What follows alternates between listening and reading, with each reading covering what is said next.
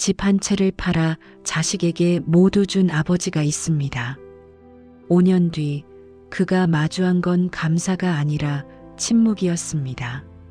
사랑이라 믿었던 그 선택이 어떻게 한 가정을 무너뜨렸는지 지금부터 그 진실을 말씀드리겠습니다. 은퇴를 앞둔 한 아버지가 있었습니다. 그는 평생을 성실하게 일하며 집 한 채를 남겼습니다. 그것이 그의 전부였습니다. 어느 날 결혼을 앞둔 아들이 찾아왔습니다. 보증금이 부족하다는 아들의 말에 아버지는 망설이지 않았습니다. 이제는 내가 도와줄 차례라는 마음으로 집의 등기 이전을 결정했습니다. 아내는 우려했지만 아버지는 확신에 차 있었습니다. 사랑으로 주면 반드시 행복이 돌아올 거라고 믿었습니다. 그날의 결심은 따뜻했고 미래는 밝아 보였습니다. 집을 팔고 남은 돈 중 대부분을 아들에게 건넨 뒤 부부는 작은 월세집으로 이사했습니다. 처음 몇 달은 괜찮았습니다. 아들 부부가 가끔 찾아왔고 식사 자리에는 웃음이 있었습니다. 아버지는 그 순간들이 영원할 거라 믿었습니다. 하지만 계절이 바뀌고 시간이 흐르면서 조금씩 변화가 느껴지기 시작했습니다. 아들의 방문 횟수는 한 달에 한 번, 그리고 2달에 한 번으로 줄어들었습니다. 전화를 걸어도 바쁘다는 말만 돌아왔습니다. 아버지는 이해하려 애썼습니다.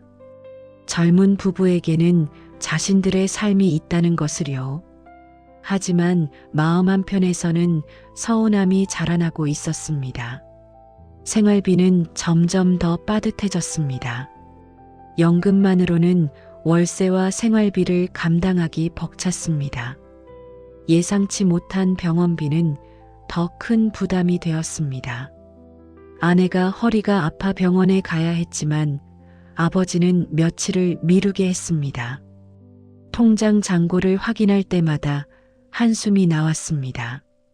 어느 날 저녁 아버지는 작은 월세집 창밖을 바라보며 조용히 중얼거렸습니다.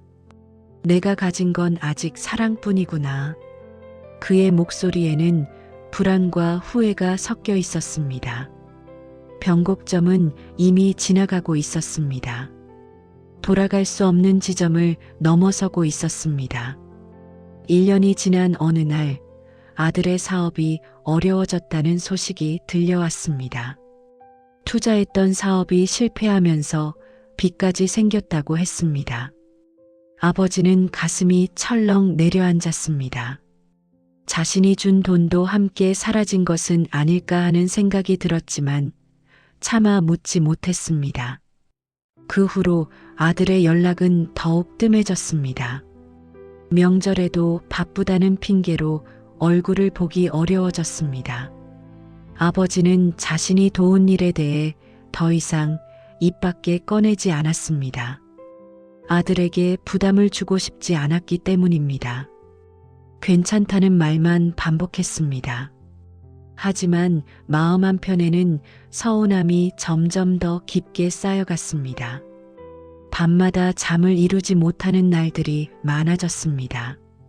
아내와 마주 앉아 말없이 저녁을 먹을 때면 두 사람 사이에는 무거운 침묵만 흘렀습니다. 아버지는 깨달았습니다. 돈보다 관계가 먼저 무너질 수 있다는 사실을 너무 늦게 알았습니다. 사랑으로 준 것이 오히려 거리를 만들어냈습니다. 남은 건 미안함과 깊은 후회뿐이었습니다. 아버지는 누구를 탓하지 않았습니다. 그저 스스로를 돌아볼 뿐이었습니다. 언제부터 사랑이 짐이 되었는지, 어디서부터 관계가 틀어지기 시작했는지 그는 알 수 없었습니다. 같은 시기, 비슷한 나이의 또 다른 부부는 완전히 다른 선택을 했습니다. 이 부부에게도 결혼을 앞둔 자식이 있었습니다. 자식은 집 마련에 도움을 요청했습니다. 하지만 이 부모는 단호하게 말했습니다. 집은 내가 스스로 마련해야 한다. 우리는 우리 노후를 책임져야 한다. 그 한마디는 처음에 너무나 차갑게 들렸습니다.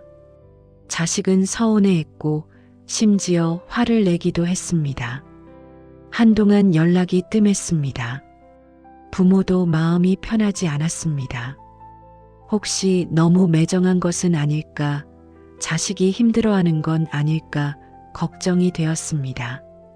하지만 그들은 자신들의 선택을 믿었습니다. 그렇게 2년, 3년이 흘렀습니다. 자식은 스스로 돈을 모았습니다. 작은 집이었지만 자신의 힘으로 마련한 집이었습니다. 그 과정에서 자식은 성장했습니다. 돈의 가치를 알게 되었고 부모의 선택이 왜 필요했는지 이해하기 시작했습니다. 시간이 더 지나자 자식은 오히려 감사하다는 말을 했습니다. 그때 도와주셨다면 저는 이렇게 성장하지 못했을 거예요. 그 가족의 관계는 시간이 지날수록 더욱 단단해졌습니다. 서로를 존중하는 건강한 거리가 생겼고 그 거리는 오히려 더 가까운 마음을 만들어냈습니다. 명절이 되면 자식은 먼저 연락했고 부모는 당당하게 자식을 맞이할 수 있었습니다. 두 부모의 삶은 같은 출발점에서 시작했지만 5년 뒤 완전히 다른 모습으로 갈라져 있었습니다. 재산을 먼저 준 첫 번째 부모는 불안 속에서 하루하루를 살고 있었습니다. 통장 잔고를 확인할 때마다 두려움이 밀려왔고 자식의 연락을 기다리는 시간은 점점 길어졌습니다. 도움을 요청하고 싶어도 차마 입을 열지 못했습니다. 이미 모든 것을 준 사람은 더 이상 요구할 자격이 없다고 느꼈습니다. 반면 재산을 지킨 두 번째 부모는 존중 속에 머물렀습니다. 자식은 부모에게 여전히 배울 것이 있다고 생각했고 부모는 자식에게 조언할 수 있는 위치를 유지했습니다. 명절이 되면 자식이 먼저 찾아왔고 부모는 당당하게 손자, 손녀에게 용돈을 쥐어줄 수 있었습니다. 진짜 차이는 돈의 유무만이 아니었습니다. 바로 통제권이었습니다. 돈을 가진 사람이 관계에서 주도권을 갖게 됩니다. 그것은 권력이 아니라 존엄의 문제입니다. 스스로를 책임질 수 있는 능력이 있을 때 사람은 비로소 존중받을 수 있습니다. 재산은 사랑을 표현하는 수단이 될 수 없습니다. 그것은 생존의 도구이자 존엄을 지키는 마지막 방패입니다. 이 두 가족의 이야기는 우리에게 중요한 진실을 보여줍니다. 사랑은 주는 것이지만 모든 것을 내어주는 것은 사랑이 아닐 수 있습니다. 진정한 사랑은 함께 서 있는 것이지 한쪽이 무너지는 것이 아닙니다. 노후를 평화롭게 보내는 방법은 생각보다 어렵지 않습니다. 가장 먼저 내 이름으로 된 재산만큼은 꼭 지키시길 바랍니다. 그것이 나를 지키는 힘이 됩니다. 두 번째로 자식을 도울 때는 마음만이 아니라 현실도 함께 생각해야 합니다. 감정만으로 움직이면 나중에 후회하기 쉽습니다. 세 번째로 돈보다는 시간을 나누는 것이 더 큰 사랑입니다. 함께 밥 먹고 이야기 나누는 시간이 때로는 어떤 돈보다 소중합니다. 도움을 주실 때마다 한 번만 더 생각해 보세요. 이 선택이 나의 존엄을 지키면서도 자식을 돕는 길인지를요. 사랑은 아낌없이 줄 수 있지만 나 자신만큼은 소중히 지켜야 합니다. 그것이 진정 현명한 부모의 모습입니다. 이 아버지의 이야기는 특별하지 않습니다. 많은 부모님들이 지금도 같은 고민을 하고 계십니다. 사랑은 주는 것이지만 존엄은 반드시 지켜야 하는 것입니다. 돈은 언젠가 떠날 수 있지만 존중은 끝까지 남겨야 합니다. 진짜 효도는 부모가 스스로 당당히 서 있는 모습에서 완성됩니다. 자식이 부모를 걱정하는 것이 아니라 부모가 여전히 중심을 잡고 있을 때 가족은 더 건강해집니다. 사랑의 방향을 바꾼 그 선택, 이제는 우리가 다시 생각해 볼 차례입니다.